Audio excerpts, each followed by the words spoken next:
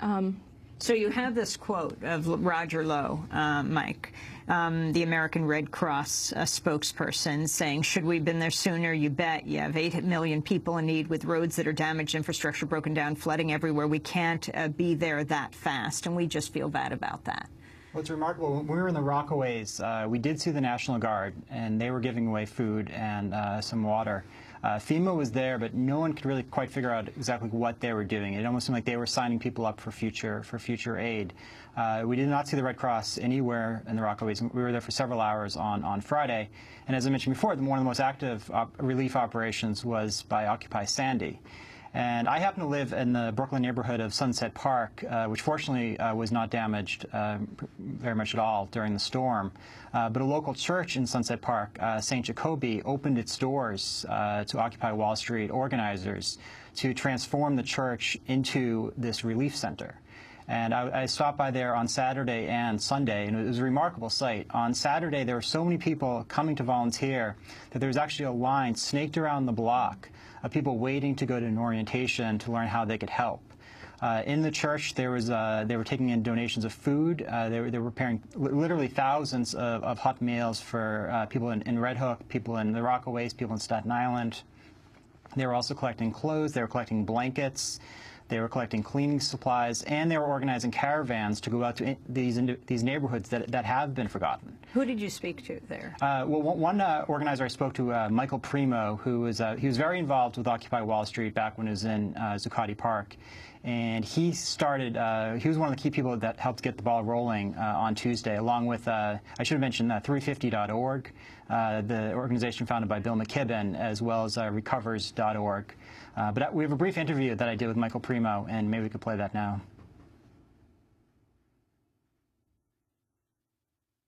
We're going to go to that clip of the interview with Michael Primo. My name is Michael Primo. I'm from Brooklyn. Right now, we are standing in the church basement space of St. Jacobi Church in Sunset Park, Brooklyn. This is one of 2 distribution hubs that we have for accepting donations and delivering donations, as well as volunteers to sites that are set up around the city. Basically, volunteers can come here as well as donations come here into this spot, and from here we load up cars that people line up on the street. Those cars go out full of people and goods to upwards of about 20 recovery sites that are scattered throughout Zone A flood zones throughout South Brooklyn and Staten Island, Red Hook, and Queens. And can you give a sense of how many people have been involved in the Occupy relief effort? Yeah, it's kind of hard to tell. We're still getting a sense of all the people that are involved in this effort so far. Yesterday, we got about 38,000 unique hits on our website, occupysandy.org, in the morning. And we have a rough estimate that we sent out at least 2,500 volunteers carrying about 15,000 hot meals that were delivered in roughly 120 carloads that went out to all of these recovery sites. And those are just kind of like the lowball estimates based on the pounds of food that have been coming through that we've been able to keep a track of. And how is Occupy able to organize this so quickly? Over the last year, there's been a lot of deep bonds that have been built around these shared values of mutual aid and lateral or horizontal organizing structures, where it's all about communities building communities. It's all about individuals building individuals and supporting up just a rising number of leaders standing side by side. And so because of that, there's a huge number of people that have worked together over the last year that when this tragedy hit, we're able to just move into address what needed to be addressed. That's Michael Primo, organizer with Occupy Sandy Relief, was one of the original organizers with Occupy Wall Street. And New Jersey was very hard hit. Steve Martinez, Democracy Now! Producer, you live in New Jersey.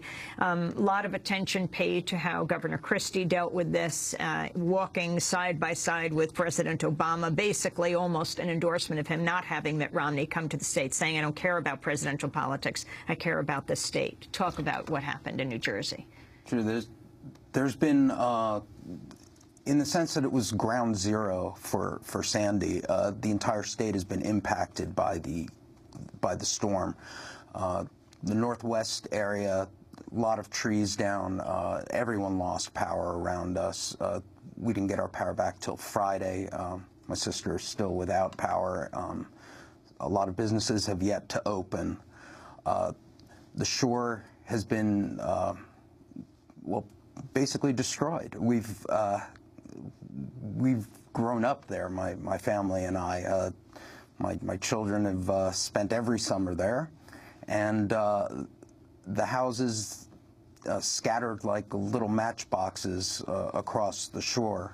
We were fortunate to note from an aerial photograph from the National Guard that our house was actually still sitting on its foundation, but we're not allowed onto the barrier island, so we don't know what kind of damage it sustained at this point. The extent of the damage overall in New Jersey, still so many people without power?